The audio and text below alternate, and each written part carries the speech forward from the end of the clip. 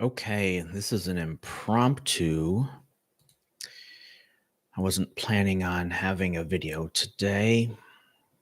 Was going to go down and the weather got in the way, but God had been putting something on my heart. And so I went live with this. Um, I just find that going live is a little bit easier than trying to do all the editing and putting something together and then trying to come back and edit it. So I'm gonna go talk. We're gonna talk about this. So, one of my series that I will be doing is a series on what biblical day and year is this. So we've done a lot of videos on the timeline, and I'm still working through and going to be doing more videos on that. But as part of working through end times eschatology, you come to realize that God has a calendar. There is a time period that God has put together. And part of that, you need to know, what biblical day of the week is this? Is this the Sabbath? Is this a Saturday? Is this the first day of the week? What time of year is this? Is this the first month? Is this Abib? We certainly called not Nisan, so that month name has been changed. Is this the seventh month? When is the Day of Atonement? When's the Passover? When are these biblical days? And so as part of that, and of course, I do a lot of research. I look at everybody else's information out there, and I've been seeing a lot of information about this year being a Jubilee year. And I had actually been putting together a study. I've been doing the Moed, the Moedim, the festivals. I've been doing that for my small group in at my church. And I had already put together what I thought was a biblical calendar. So that's what I've been working through. And so when I started to see this, people saying that this year was the 70th Jubilee and that they were expecting a rapture this year, um, I wanted to put something out there that I think we need to be very careful. We need to be obviously students of the word, but there was a couple of videos I was watching where like, yeah, this is going to be it. This is it. And I think back to the 1840s and the movement of the 2300 days where people were like, this is it. This is the time. And I think back to before I was a Christian, and I remember stuff from the 80s and the 90s. People were, this is it. This is it. I think we need to be very cautious and careful. The second part of it is I'm not completely convinced that this year is actually the Jubilee year. We need to ask, what is it? What is the Jubilee? And so for most of you out there that are watching this, if you're a Christian, you know what the Jubilee is. You know that that's something that's talked about in Leviticus 25, where it talks about every 49 years that you're to declare a Jubilee. You're supposed to declare it on the Day of Atonement. And the 50th year will be set aside as the year of release. The captives will come back to the land. The slaves will be released, and people are going to give their land back, their traditional land back. And it was supposed to be counted from the first day or the first year that the Israelites went into the wilderness, or I'm sorry, they went into the land. Weren't supposed to go in the wilderness. This is supposed to be the first year they went into the land. So let me show some things that I've been looking at. So the first thing that I want to show, and that's not what I want, because let's see, there we go. I have that screen saved. All right. So this is a calendar that I've been working through. Let me find this. There we go. And for those of you who can't see it, I worked through and went through all the people of and the birth dates. I had done this a while ago. Let's see if I have it down here. I forget which page it's on because I had so many that I went through. There, And so you went through and you calculate all the times based on Genesis up until we get to, and I'm gonna go through this more in depth.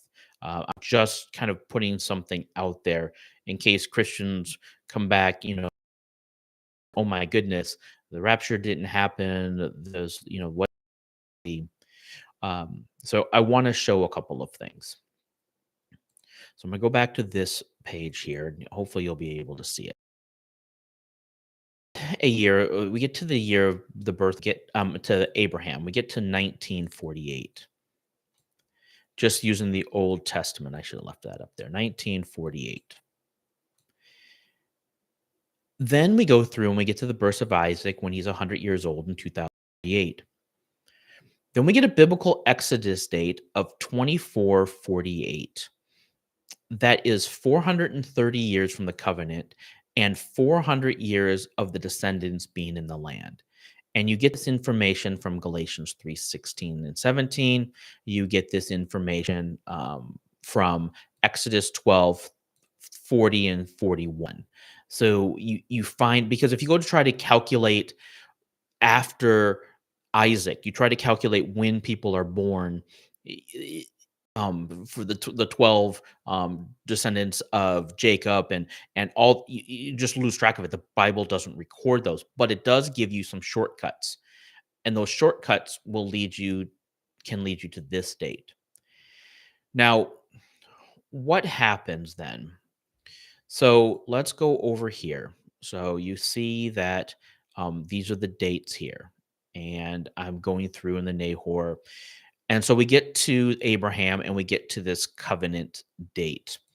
And this is confirmed in Genesis. And I'm not going to go through all the scripture verses, so you guys can go through those. Because what I want to point out is this date, 2448. And we get 400 years from 2048 and 430 years from 2018. Now, remember when the Israelites were going into the land, they were supposed to they're supposed to go into the land in 2450. If you find out, they're supposed to go in the second month. It's the second year after the Exodus. And you can find these in the scripture verses. And they go to send the spies, and the spies come back and they're like, oh my gosh, they're giants and we can't do this. But a couple people say, no, we can take it. So they basically, ultimately, the people are like, oh, we can't do it. And so God sends them into the wilderness for a total of 40 years. So it's actually another 38. And if you go in and you read it, you'll actually find that it's actually another 38 years. It's not 40 years from this time, it's 38 years, but it's 40 years total. Moses dies in that year. So they cross the land in the first month. So it's 24. So that would be, most people start counting that first year right here, 2489, as that first year. However, God originally intended them to go in 2450. He originally wanted them to cross over. And is there something important about that year 2450? So this is the interesting thing. If you look at this book, there's a book called the Book of Jubilees, and it's not gospel. And I'm not trying to say that it's gospel. What I want to point out, though, is at the end of the Book of Jubilees, they end with the Israelites crossing into the land in the year 2450. They say that it's the 50th Jubilee. And if you take 50 times 49, should I have a way to pull that up? Let me see if I can can I pull that up? Well, I have a calculator here. Well, anyways, 50 times 49 brings you to 2,450. And the Book of Jubilees wanted Israel, that the numbers are all off, but the goal was to prove that the Israelites entered in the 50th Jubilee in the year Anno Mundi 2450. But if you take the biblical account and you do all the addition, they actually entered in 2488. Why is that important? If you go through and you calculate all these dates, if you go through and use just the Bible and you calculate the Judah kings, and I went through and did that, you get a certain year. You get that we're in year like 5,968. If you just go years back to back and like just take them, they're right back to back. Um, and then if you take the destruction of the temple in about 587, 586, I'm not going to quibble over a year or two. It puts that Jesus starts his ministry, and Jesus starts his ministry sometime 26 to 29 AD. So these are things that we're going to be working through. You start to see, now let me show you this. Let's go back to our calendar and let's take a look at our Jubilee time period. Boop. Do, do, do, do, do, do, do, do. Do, do, do. Okay. So let me see if I can zoom in on this. There we go. Zoom in there. All right. So these are the Jubilee counts. The first Jubilee, if you take it from creation, 49, Abraham was born in 1948, Anno Mundi. The 40th Jubilee was 1960. So Abraham was born just prior to the 40th Jubilee, and he received his covenant information during the 41st Jubilee, and Isaac was born during the 41st Jubilee. If you go down to the 50th Jubilee, that would be year 2450, Anno Mundi. The next Jubilee would have been 2499. Then you scroll all the way down, and you go scroll all the way down. If you just took 49 from the beginning of creation, you get to a year 3,969. You get to this year right here. And depending on when you put the destruction of Jerusalem, depending on when you put the Israelites in the BC calendar, you get a time period about 26 to 29 AD, which would then correspond with the 81st Jubilee. And then you scroll all the way down and you get to the current time period, and you would get that we would have another Jubilee about the year 2037. It'd be about the 122nd Jubilee from the beginning of creation. Now, many people want to say, well, that's not how God counted Jubilees. But if you look at the book of Jubilees, that's how the Israelites accounted. They went back and actually put everything into a Jubilee time frame.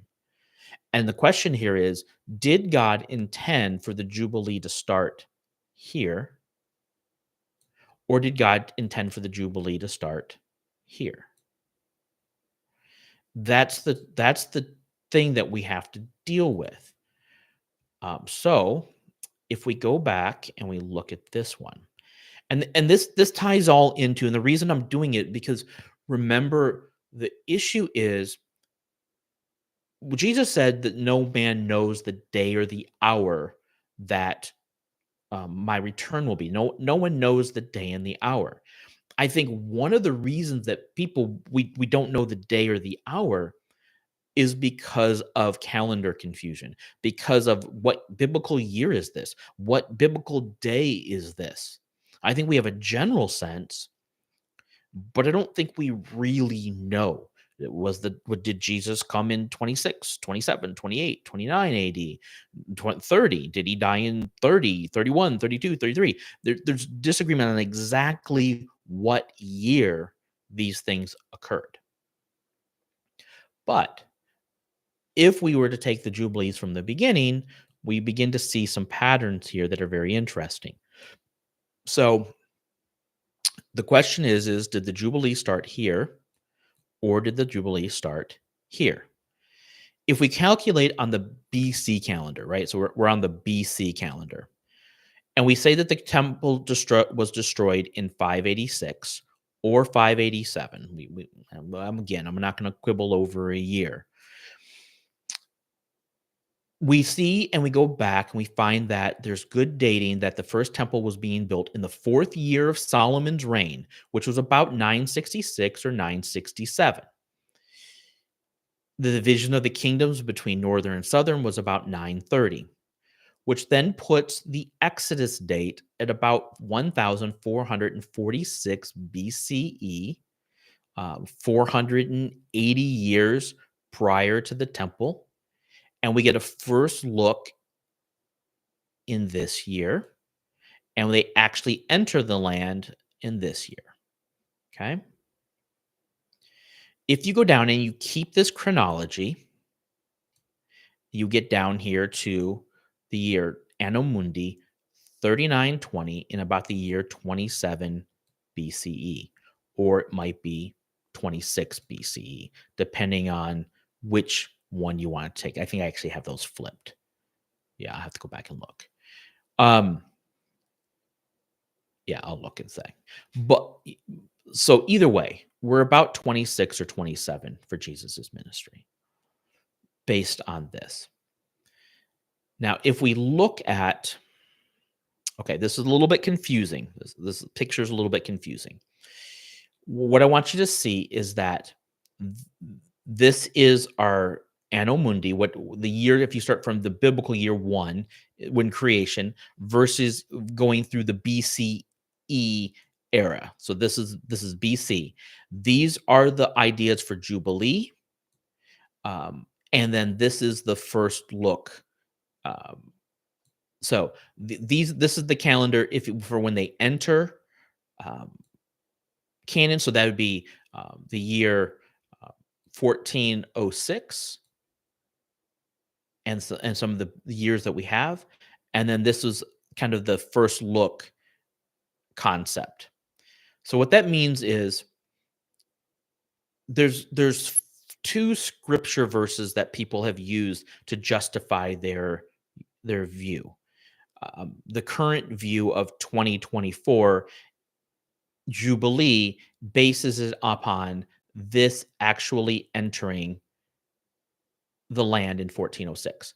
And it's justified and supplemented by Ezekiel 40 and 41. I just want to hop into Ezekiel 40, 41. Hold on a second. All right.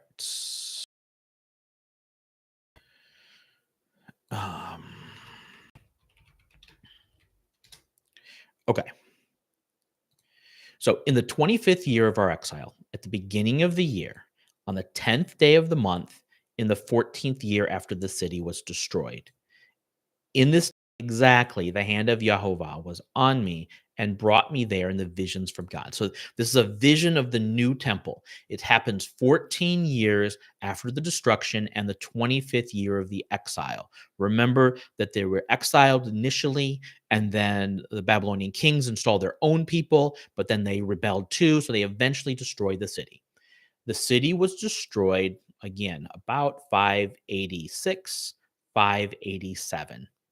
So it's about there. So this would be 14 years after that. So this is about 573, 572 time period. People want to say is that this is a Jubilee year. And the reason is because it says at the beginning of the year on the 10th day of the month. Okay. So what they're saying is that the beginning of the year is supposed to be starting on Abib or Nisan 1, which would be sometimes March, April, right? So that would be the beginning of the year. And that the beginning of the year always starts on that first. But on a Jubilee year, the beginning of the year started on the 10th of the month. And so what they say is that because this is the 10th day of the month, and this is the beginning of the year, that this is the Day of Atonement in September. And they're saying that this is the beginning of a Jubilee year. So if you look at that and you take 1406 and you were to go down and you were to subtract 49 years, you would find that the year 573 would be in that would if Ezekiel was counting correctly, he was following along. This would have been a jubilee year based on this entering the land, and it would correspond to the that the temple would be destroyed in about 587. So this year would have been a jubilee year, or the beginning of the jubilee year. Wow, that's pretty awesome. That seems to fit really well with that data of it when it entered the land. So Ezekiel, somebody knew, then they were following this Jubilee year. Now, if you though take that and you continue to extrapolate that down, you find that in 15 AD would have been the next Jubilee year. So the next Jubilee would have been in 15 AD. Then in Jesus's ministry, if it started in 29 AD, we have this other information from Luke 4. And this is another piece of information. These are really the two references that most people have found in the Bible relating to a jubilee. So let's take a look at Luke 4. And this is probably familiar to most people. All right. So Jesus is in the temple, in the synagogue, and he pulls out the scroll of Isaiah. It's the beginning of his ministry. And he's in Nazareth, and he gets this scroll from Isaiah, and it says, "The Spirit of the Lord is behind me, because of which he has anointed me to proclaim good news to the poor. He sent me to proclaim release to the captives and recovery of sight to the blind." This phrase right here, "release to the captives," is an allusion back to Isaiah, um, where Isaiah is prophesying. But this release of the captives, or to the captives, is also an allusion to the Jubilee. Because remember, one of the things that was supposed to happen in the Jubilee is it was called the year of release. It was supposed to be a year that people were released from their debts and their captivity and things like that. Now, the interesting thing is, let me pull up this. This is part of my Moed Bible study. That word release that we find in the Jubilee is used 7 times. Let's see here. Okay. And I'll pull it up. There we go. Let me zoom that in a little bit. There we go. Zoomed in. All right. This is this word release that's used in Leviticus 25. It's used 7 times in the New Testament, or in the Old Testament. And it's just declaring it in the land. It's used in Isaiah 61, 1 and 2. It's an allusion. So Jesus's allusion is to Isaiah 61, 1 and 2, which says, I proclaim release to the captives. The Spirit of the Lord God is upon me. But that is also an allusion back to the Jubilee, to this word. It's that same word. It's also used in Jeremiah 34 3 times, and it's related to the Sabuah years. And then it's also used in Ezekiel 46, related to the millennial, the property, and things along those lines. So it's only used 7 times. What some want to say, let's get back to where we were. There we go. What some want to say is that this Jesus reference in Luke 24 is a reference to the sabbatical years, that the 7th year sabbatical year. So remember, every 7 years, the land was supposed to have its rest. But there's also a mention in the Old Testament about on the 7th year that debts were supposed to go free, and that was supposed to happen in these other seventh year. And they're saying that this then is that seventh year that Jesus is referring to there, and he's not really referring to the Jubilee. That he's referring to that 7-year debt. Then this would be the 14th year. It would be a sabbatical year, and that's what Jesus is referring to. And if you track this forward, it would be 2024 would be the 70th Jubilee. And so that's what they're declaring, that this is the 70th Jubilee from from the Israelites actually entering the land, that corresponds to what Ezekiel saw, and that's why this is that release. It's that release that people are supposed to have. So that's the one view. The other view is that the Jubilee is something that actually started from creation. So the Jubilee was actually supposed to be in this year. That the Jubilee was supposed to actually be in 2450, which would have been the 50th Jubilee. It was the year they were supposed to enter the land, and they shrunk back from. They were supposed to enter it in the 50th Jubilee because remember, it was the first of the year. And then in September, they would have been in the land, and they would have declared that would have been the first year. Now, what happens if we take the 50th year as the Jubilee? Well, something really interesting happens. In that scenario, if you were to come all the way down here to the 80th Jubilee, the 80th Jubilee would then correspond to either 26 AD or 27 AD. Which is really interesting because then that corresponds to the beginning of Jesus's ministry. So that when Jesus makes the pronouncement in Luke 4, what he's actually saying is he's actually declaring that this is the actual Jubilee, that this is the one that God really intended for this to be the Jubilee. And it corresponds with 2450 Anno Mundi.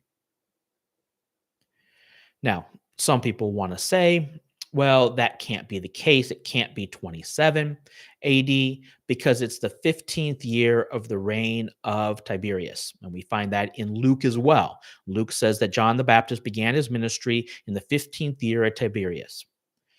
And Tiberius started his reign in 14 AD.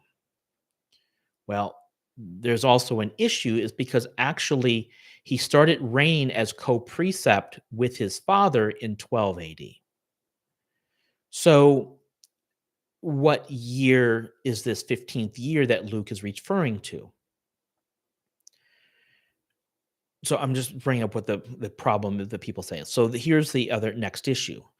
So let's say there's two ways that you can reckon when somebody starts their rule, their ascension, when they become king. You can do what's called the non-ascension method.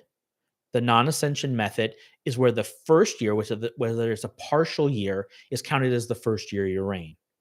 Or you could do the accession method, which the first year is counted as year 0, and only the first full year is counted as your reign, as the first year of your reign.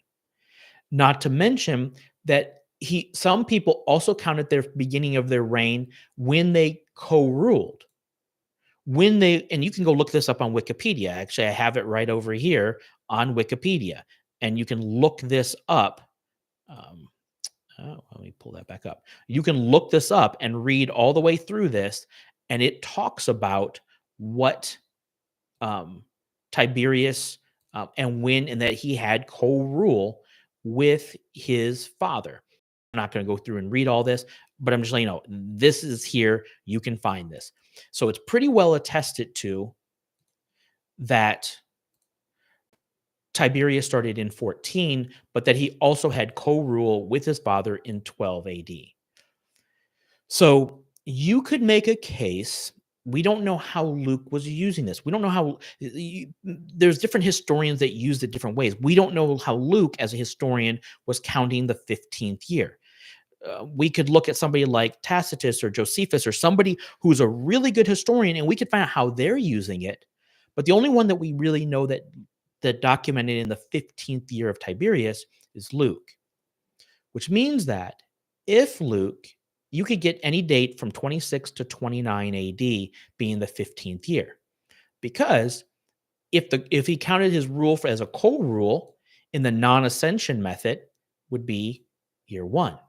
And why might a person like to count their co-rule and their ascension as year one? Well, it makes them look like, by the time they're in year three, by the time they're in independent reign, they're like, this is the third year of my reign.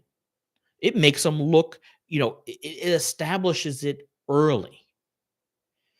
So that might be one reason. And why might he want to wait till he's an independent? Because he doesn't want to be associated with his father, maybe. That's possible. Maybe also why people don't count the partial year, because they want to have complete separate records of what they've done versus their father. But if they want to be associated with them, maybe they want to start it earlier. So you can make a case for any of these dates of 26, 27, 28, or 29 being the 15th year. What does that do moving forward? What that does is, if we flip back, if the year was something like 26 or 27 AD, then what we would do is we would just again multiply it, and we would go, 2009 years from that one. Remember, because every 40th Jubilee is 1,960 years. Take 40 times 49, you get 1,960. Add 49 to that, that's 2009 years, which is a really interesting number because many people are also waiting for Jesus to come back after that 2000 year. And you can look at some of those references. I'm not going to cover those today.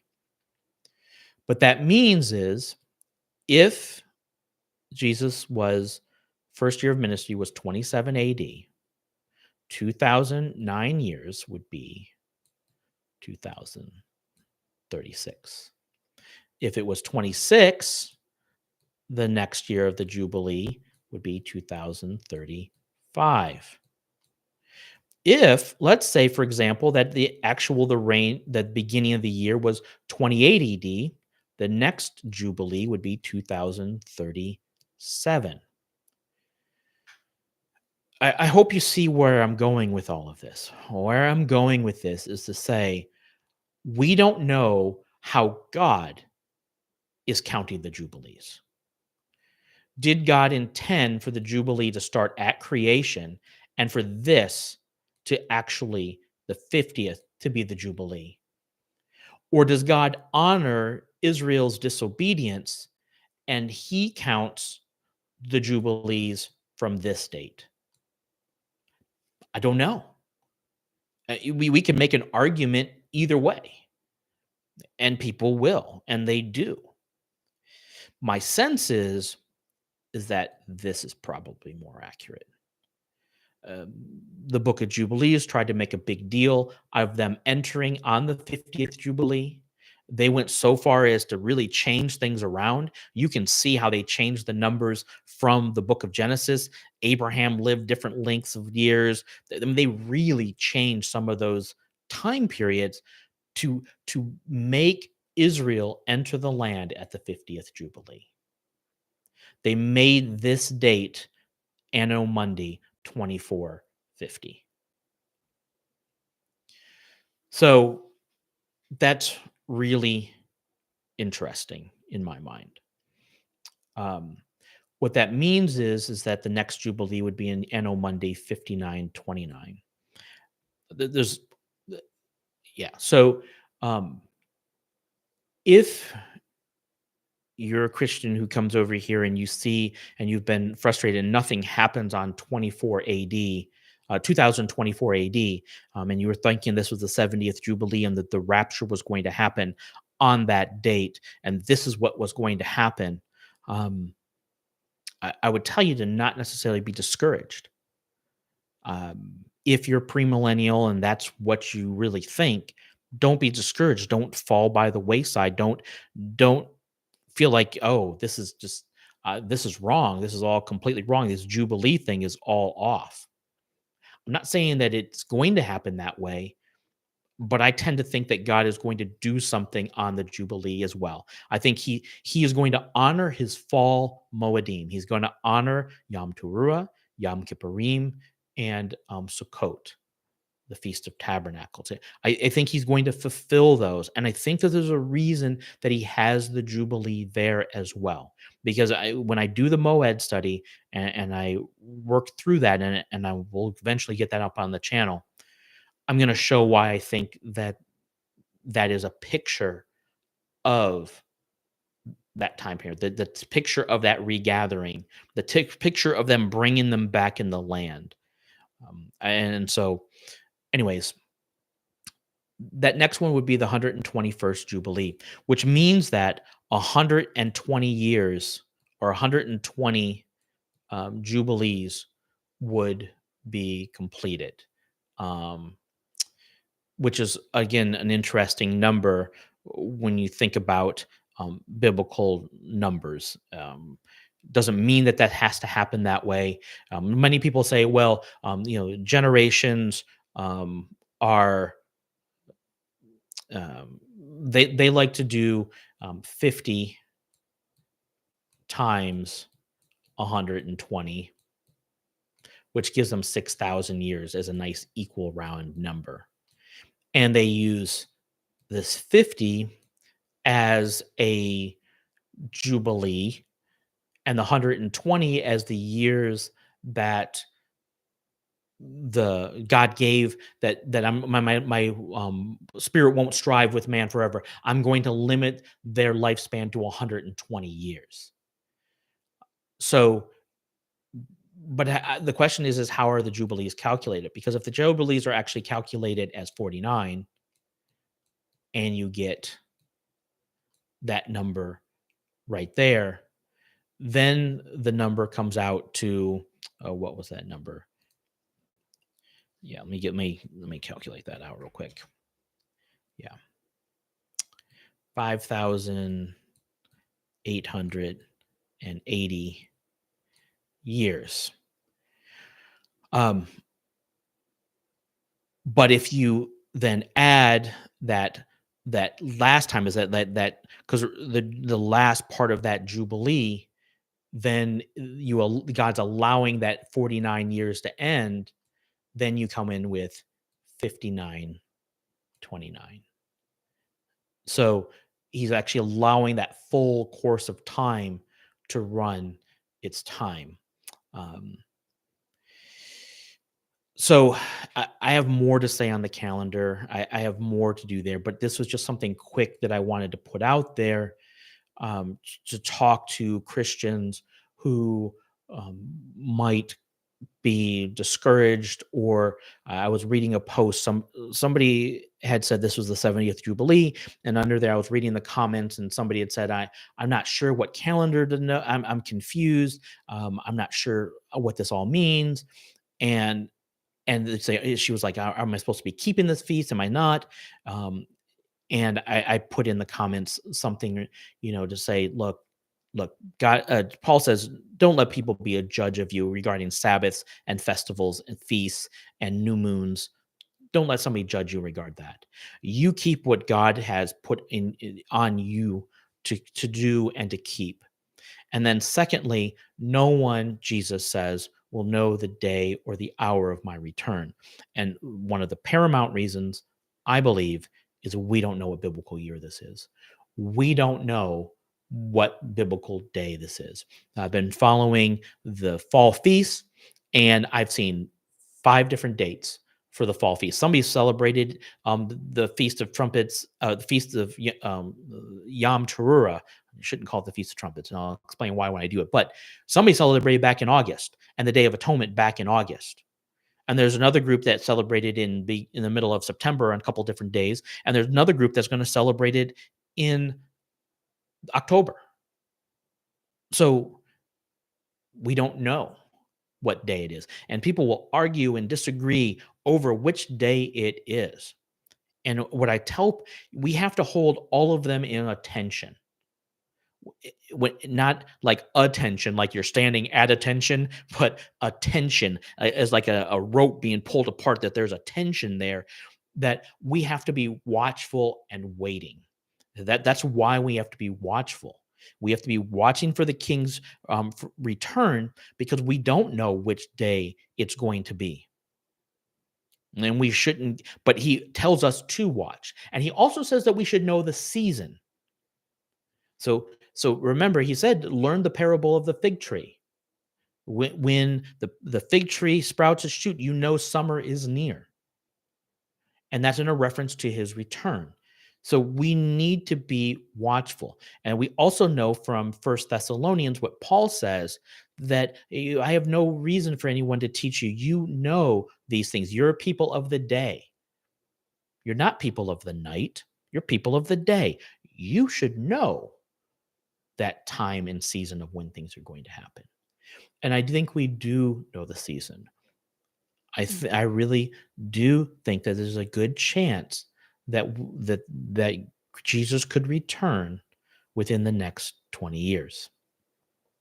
And we have to have some tension on which year it's going to be. Is it going to be from 2680, 2780, 2880, 29? I think it's probably one of those four. I think that we're most likely, because if you go with that Tiberius and what most people say, I think we're in one of these four. And on the outside chance, it could be 30. I think that's a possibility too, of when Jesus came, which means that he died sometime between 29 and 33. So what that means is it could be as early as 2035, or it could be as late if we did 33 AD. And so that's what that's 4 plus 7 years later, as late as 2042. I think that that's a very good possibility. However, I really think that there's something to it being on a Jubilee year. And there's a good chance that that Jubilee is related to creation and God's timeline, not man's disobedient timeline. Just my opinion. All right. I have a lot more to say on the calendar and the timeline. I rushed this out just because I had been seeing things. I don't know how many other Christians are interested in this area, but is an area that's very, I want to be a faithful watchman. I want to be somebody who warns other people that they need to be watching and waiting. And some Christians get very upset that I'm not setting this is when Jesus is returning. But at the same time, there should be a season. There should be something that we're keeping an eye out for. I love to talk about this stuff. It's fascinating. It's very interesting. There's lots of good information out there. All right. So if there's anybody out there that wants to talk, has a question or a comment, this is chat. I'm going to say hello. Hello in chat. Yeah. So when is it going to be? How much are we going to watch? So soon I'm going to be coming out with another video in the series of how we can find God philosophically, kind of intellectually. Ultimately, we have to surrender, but I'm going to be putting another one on the series on philosophical thought processes. I'm going to continue on timelines. I'm eventually going to get into the Moed and the Moedim and how that plays out in the timeline and the prophecies of how Jesus might fulfill those. So that'll be some speculative information. I can see why it's so hard when you get into studying eschatology, especially if you start to take a premillennial view of eschatology, that Jesus is coming back before the millennium, and why you get into a lot of this information and theory, and you see how a lot of the Old Testament plays out and what God might be doing. I can also see why, if you take an amillennial viewpoint or a post-millennial, that the next thing you're kind of waiting for is just Jesus's return, but you don't really know when that's going to be. And so if you were to try to figure out the season, figure out what that season might be like, I haven't seen anybody in the post-millennial or amillennial camp talk about what that season might look like. A lot of times in some of those camps, and especially in the post-millennial view, is that Christianity is going to continue to spread throughout the world, and world's going to become more and more Christianized. Um, and so it's kind of that, if you look into the time frame, you I think it's easy to just lose track. You don't, if you were to try to understand the Jubilee and the Moed and when God is supposed to be returning and how he's going to fulfill the second coming of the fall feast, I think it's hard for you to stay in that post millennial, amillennial camp. And so then you tend not to watch, because if you watch, you have to ask, what is God doing with the fall Moedim? What's he doing with the festivals? What's he doing with Yom Teruah, the Day of Atonement, Jubilees, and the Feast of Tabernacles? And I think that's why I'm in the premillennial camp, because God's going to do something with those, just like he did with the spring festivals. He's going to do something with those fall festivals. And you have to ask, what is that? What are the things that he's going to do? How do two resurrections play a role? You see two resurrections in Revelation. I actually was talking with somebody. I said, I see two resurrections in First Corinthians 15. And he's like, how do you see two resurrections in First Corinthians 15? I'm like, it's right there. Matter of fact, let me just go over and show it.